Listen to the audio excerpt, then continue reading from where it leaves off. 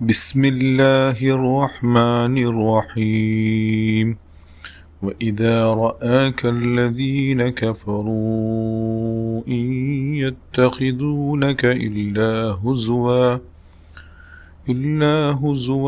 أهذا الذي يذكر آلهتكم وهم بذكر الرحمن هم كافرون.